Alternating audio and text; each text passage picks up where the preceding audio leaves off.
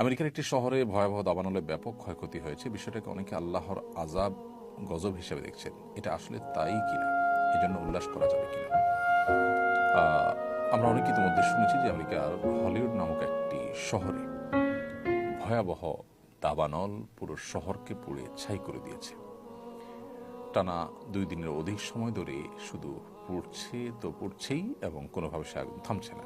যে শহরে এই ভয়াবহ অগ্নিকাণ্ডের ঘটনা ঘটেছে সে শহর নানা কারণে পরিচিত বিশ্ববাসীর কাছে, বিশেষ করে অশ্লীলতা, বিবাহ বহির্ভূত সম্পর্ক, হারাম রিলেশনকে প্রমোশন করা এবং অন্যায় অশ্লীলতার যে জোয়ার সয়লাব, এটার জন্য এই শহরটা নানাভাবে পরিচিত। মানুষ নানাভাবে সেটিকে জানে এই অশ্লীলতার সূতিকাগার হিসেবে। হলিউডের বিভিন্ন তথাকথিত অভিনেতা এবং তারকাদের ঘরবাড়ি পুড়ে ছাই হয়েছে।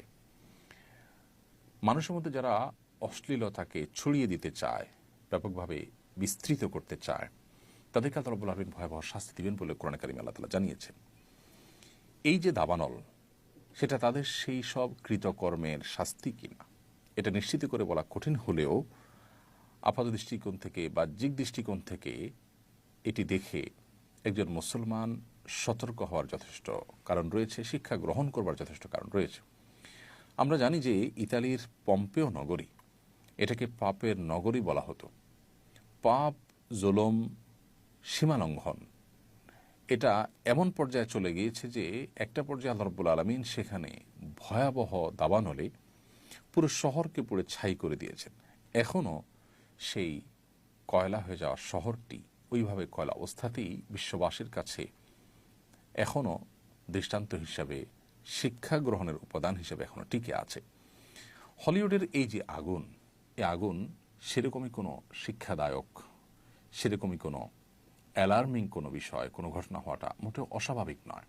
একজন ইমানদার এখান থেকে শিক্ষা গ্রহণ করবে, উল্লাস নয়, বরং এখান থেকে শিক্ষা গ্রহণ করাটাই হতো আমাদের কর্তব্য, যে আমরা আল্লাহর অবাধ্যতার পথে যাওয়া, হারাম বা অন্যায়ের পথে যাওয়া থেকে আমরা বিরত থাকব। আমরা যদি আল্লাহর অবাধ্যতার পথে যাই, আল্লাহ রাব্বুল আলামিন ছাড় দেন, কিন্তু একটা সময় আল্লাহ তাআলা পাকড়াও করেন। আল্লাহ সুবহানাহু ওয়া তাআলা ছাড় পেতে পেতে একটা সময় আমাদের কাছে মনে হয় যেন আল্লাহ বোধহয় আমাদেরকে আর পাকড়াও করছেন না, কিন্তু একটা সময় ঠিকই আল্লাহ সুবহানাহু ওয়া তাআলা ধরেন এবং পাকড়াও করেন।